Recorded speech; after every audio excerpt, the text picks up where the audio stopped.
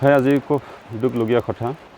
আমি ঘৰৰ পৰিয়াল এইখিনি সময়ত আমি চৰকাৰক অনুৰোধ কৰিবৰ কাৰণে আমি আজি সেইখিনি নিউজ মিডিয়াটো আমি মাতিছোঁ। কাৰণ যোৱা 26 আগষ্টৰ নেপালৰ যিখিনি মানে অকস্মিকভাৱে যে বানপানী বুলি ক'ব লাগিব, এইটো কিন্তু মানে আৰ্টিফিচিয়েল বানপানী, সেইটো আৰ্টিফিচিয়েল বানপানীৰ মাজত আমাৰ 3টা ল'ৰা মানে আবদ্ধ হৈ আছিলে। ঘৰৰ বিশেষ অসুবিধাৰ কাৰণে, কৰ্মসূত্ৰৰ কাৰণে তেওঁলোকে ঘৰৰ পৰা যোৱা 2 সপ্তাহৰ আগত ওলাই গৈছিলে। আৰু তেখেত ইয়াত মানে কাম কৰি থকা সময়তে ত্ৰিশুলী ৰিভাৰটো মানে অকস্মিকভাৱে ডাঙৰ হয় আৰু কাৰণে তেওঁলোকে মানে কাম কৰি থকা সময়ত মানে গম নোপোৱাকৈ যেনেধৰণে মানে পানীটো বাঢ়ি আহিলে, ইয়াত বাঢ়ি অহা মানে দেখি পাই মানে তেখেতে মানে যেনে পাৰে তেনে মানে ধৰিবলৈ চেষ্টা কৰিছিল। আৰু তেনে সময়ত এই 3টা ল'ৰা, মই নামটো কৈছোঁ বাৰু, এইটো চনেশ্বৰ নাৰ্জাৰী, ঋতুপূৰ্ণ ব্ৰহ্ম, মন্ত্ৰী বসুমতাৰী, এই 3টা ল'ৰা আমাৰ অসমৰ কাৰ্বি আংলং ডিষ্ট্ৰিক্টৰ এই লাংহিন মাণিপুৰৰ দেইদা গাঁৱৰ হয়। এই কাম কৰি থকা সময়ত যে ধৰণৰ মানে মহাকাল ৰূপে মানে পানীটো আহি কিনি যে ধ্বংস কৰিলে, ইয়াৰ মানে চনেশ্বৰ বসুমতাৰী বুলি এজন ল'ৰাটো মানে যেনে তেনে দৌৰি পাহাৰৰ ওপৰত উঠি মানে নিজৰ জীৱনটো মানে ৰক্ষা কৰিবলৈ মানে সক্ষম হৈছে। তথাপিও সেই আঘাতপ্ৰাপ্ত।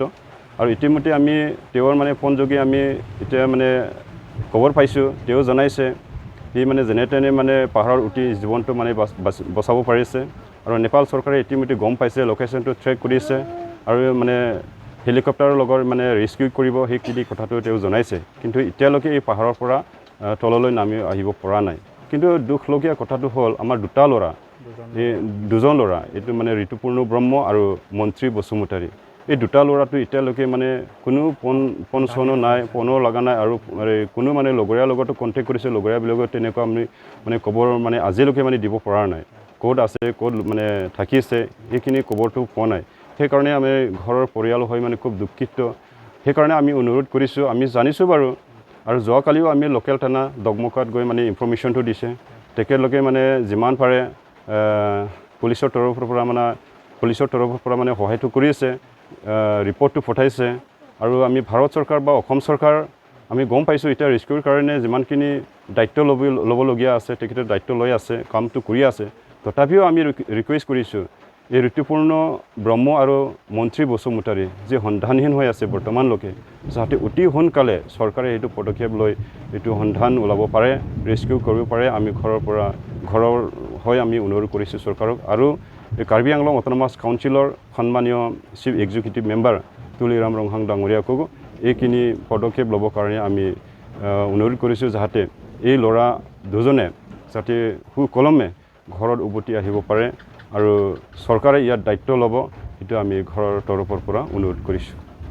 যদি এই 2টা ল'ৰাটো যিকোনো ঠাইত লগ পালে বা চিনিব পাৰিলে, আমি এটা নম্বৰ দিছোঁ, সেইটো নম্বৰত যাতে আমি যোগাযোগ কৰিব পাৰে বা আমাক খবৰ দিয়ে, সেইকাৰণে সেইটো নম্বৰটো মই গাই দিছোঁ, 9365091737। আকৌ কৈছোঁ মই 9365091737।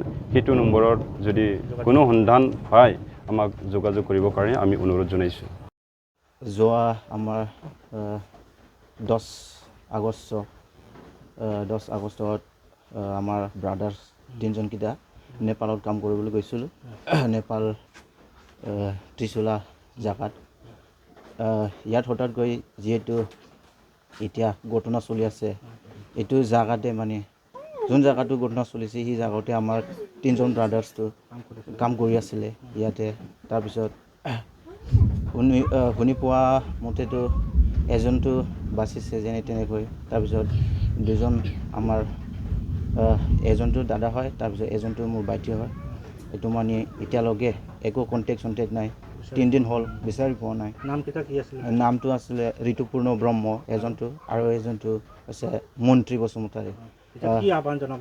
এতিয়া মই এইটোৱে আহ্বান জনাই যে চৰকাৰত, যে আমাৰ যে 2জন ব্ৰাদাৰ্ছ তেওঁসকলক যেনেকুৱা হ'লেও মানে যি কণ্ডিশ্যনত আছে মানে ওলাই দিব লাগিব চৰকাৰে, যেনেকুৱা হ'লেও। তাৰপিছত আমাৰ লগত এটা মেছেজ জনাব লাগিব, কেনেকুৱা আছে, কি ধৰণৰ আছে, এইটোৱে জনাইছোঁ।